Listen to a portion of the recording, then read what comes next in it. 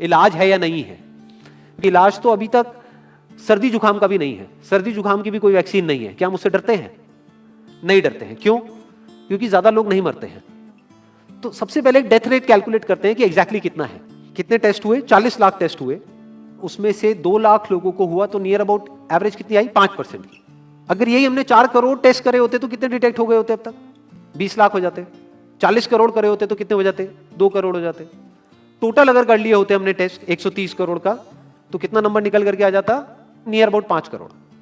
इसका मतलब 5 करोड़ लोगों को या तो आज की डेट में है या हो चुका है।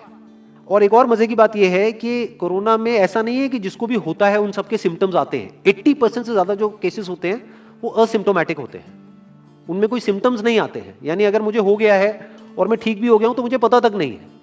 वो तब मुझे पता लगेगा अगर मैं अपने टेस्ट कराऊंगा जिसको एंटीबॉडी टेस्ट बोलते हैं, और मेरी बॉडी में एंटीबॉडीज मिलेंगी, तब मैं कह सकता हूं कि हाँ मेरे को था और वो ठीक हो गया है।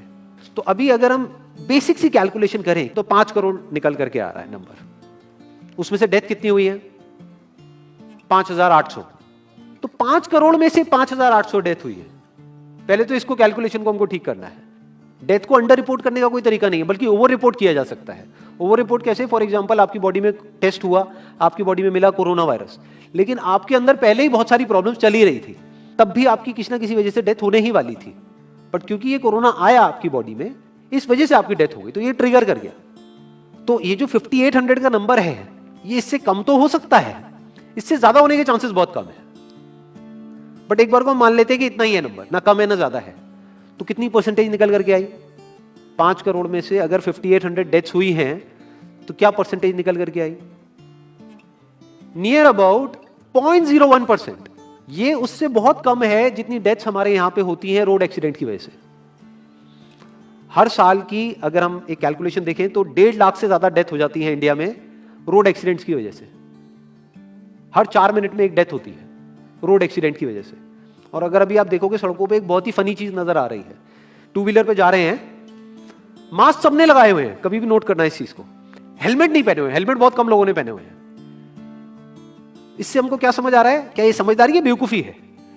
क्योंकि हेलमेट ना लगाने की वजह से उनके मरने के चांसेस उससे बहुत ज्यादा है, कई गुना ज्यादा है जितना कि कोरोना से मरने के उनके चांसेस है। तो ये डर है जो चारों तरफ फैल रहा है, और मीडिया डर को और बढ़ाता चला जा रहा है। और क्योंकि सही इंफॉर्मेशन किसी के भी पास में नहीं है, या सही कैलकुलेशन किसी के पास में नहीं है, ये जो अभी हम कर रहे हैं इसको मैथमेटिकल मॉडलिंग बोलते हैं। यानी एक डेटा को देख करके एक मॉडलिंग करी जाए और फिर समझा जाए कि एक्चुअल में जो सही डेटा है वो क्या है।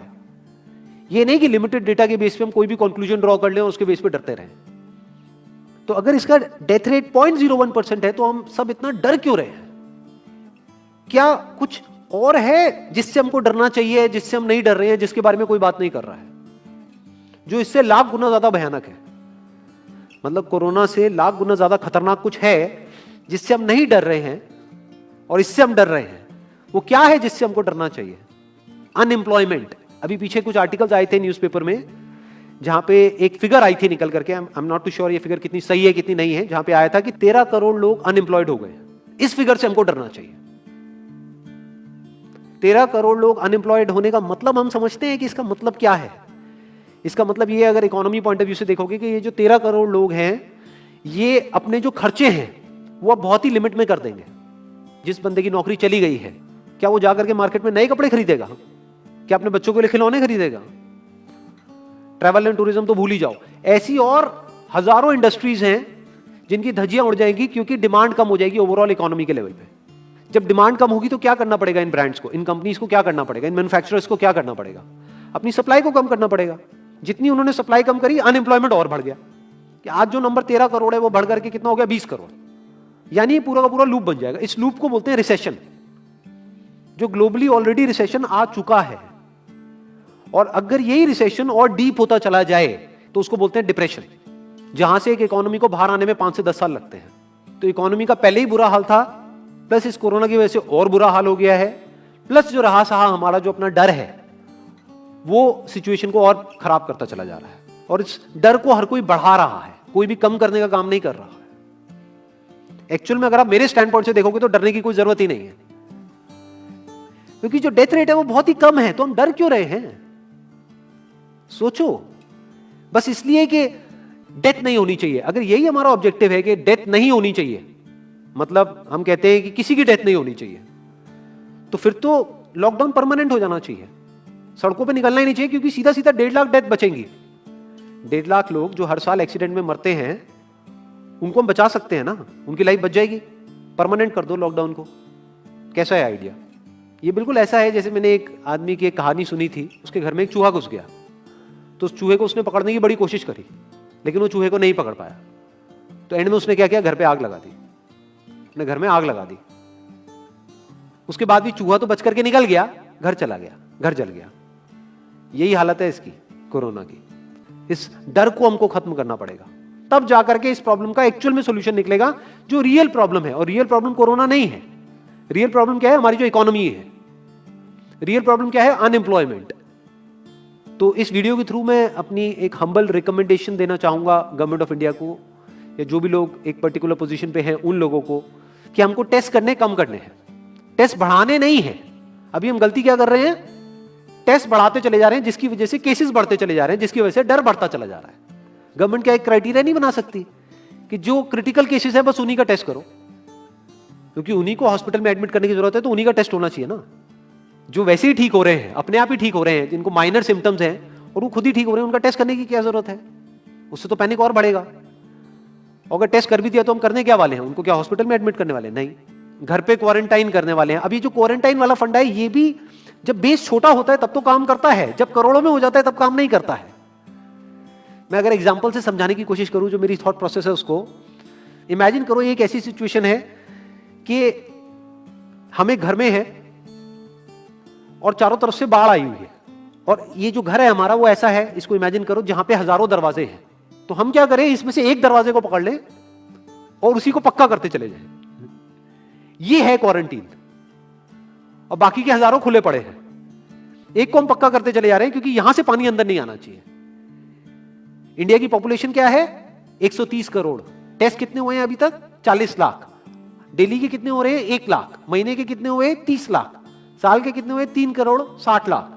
तो यानी कि अगर हमको सबका टेस्ट करना है तो कितने साल लगेंगे? 36 साल। तो जब हमको दिख रहा है साफ साफ कि हम सबका टेस्ट कर ही नहीं सकते, तो हम टेस्ट क्यों बढ़ाते चले जा रहे हैं? या तो सबका टेस्ट करो और सब में से सबको देख करके सबको क्वारंटाइन कर दो। ये बिल्कुल ऐसा हुआ कि वो जो घर है जिसकी मैंने अभी बात करी, या तो उसको हर तरफ से सिक्योर करो कि अगर उसके 1000 दरवाजे हैं तो एक को बंद मत करो, सारे बंद कर दो। तब आप कह सकते हो कि यहां पानी अंदर नहीं आएगा, कि हमने 130 करोड़ लोगों का टेस्ट कर लिया है, उसमें से केसेस निकल गए हैं 6 करोड़, और 6 करोड़ को हमने क्वारंटीन कर दिया है। अब ये आगे नहीं फैलेगा, अब 6 करोड़ से 10 करोड़ पे नहीं जाएगा।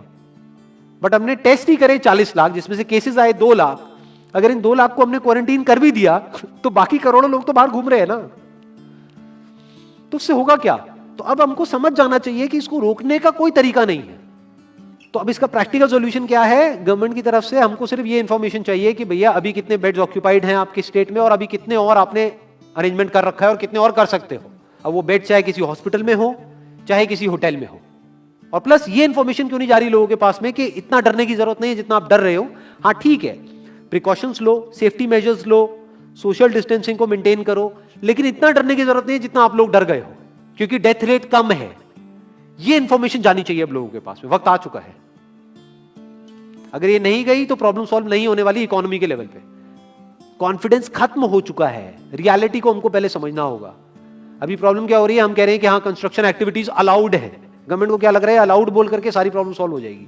अलाउड तो हो गई, बट मेरे जो फ्रेंड्स हैं जो कंस्ट्रक्शन इंडस्ट्री में हैं, वो बता रहे हैं कि लेबर ही नहीं है, लेबर सारी अपने गांव चली गई है। तो अब कौन कंस्ट्रक्शन करेगा वहां पे? अब ये लेबर चली तो गई है, इसको वापस कैसे बुलाओगे? मीडिया में अगर रोज ये दिखेगा कि केसेस बढ़ रहे हैं, केसेस बढ़ रहे हैं, केसेस बढ़ रहे हैं, वापस आएंगे वो लोग? 1 से लाख नहीं आएंगे। तो उनको मीडिया में क्या दिखना चाहिए, न्यूज में क्या दिखना चाहिए? कि अब ये प्रॉब्लम सॉल्व हो रही है।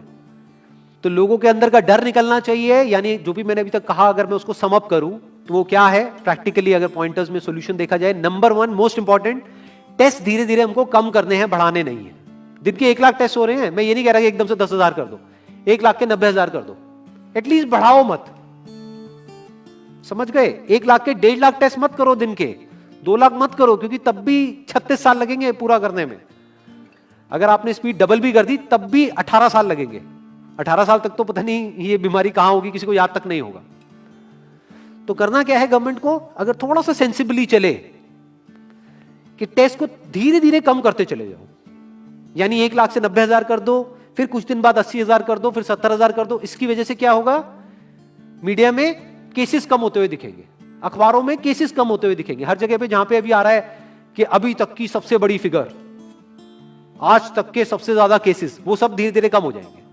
कम मीडिया में पैनिक फैलेगा, कम पैनिक फैलेगा लोगों में, धीरे धीरे लोग बाहर निकलना शुरू होंगे, जो अभी नीड ऑफ द आवर है। धीरे धीरे लोग बाहर निकलेंगे, धीरे धीरे डिमांड बढ़ेगी, धीरे धीरे लोगों में कॉन्फिडेंस आएगा, धीरे धीरे लोग जो गांव चले गए हैं वो वापस आएंगे, एक्चुअल में काम शुरू होगा। ऑन पेपर नहीं कि काम शुरू हो गया है, एक्चुअल में लोगों का काम शुरू होगा, लोगों का काम शुरू होगा, इकोनॉमी शुरू होगी। बिल्कुल ऐसा है जैसे 2 महीने के लिए आप किसी गाड़ी को बंद करके कहीं पे रख दोगे राज में, तो क्या होगा, बैटरी डाउन हो जाएगी, उस वक्त क्या करना पड़ेगा, उसको धक्का मारना पड़ेगा। तो अभी उस धक्के की जरूरत है, जंप स्टार्ट की जरूरत है। अब जो टाइम है वो डरने का नहीं है, इस डर को खत्म करने का है, क्योंकि कोरोना ने जितने लोगों को नहीं मारा, ये डर मारने वाला है असलियत में। तो अब इस डर को खत्म करने का टाइम आ गया है। अब हम सबको मिलकर के दिमाग ये लगाना है, ये नहीं कि डर को कैसे बढ़ाएं, बल्कि दिमाग ये लगाना है कि डर को कैसे कम करें या खत्म करें, और लोगों के कॉन्फिडेंस को कैसे वापस से लेकर के आए।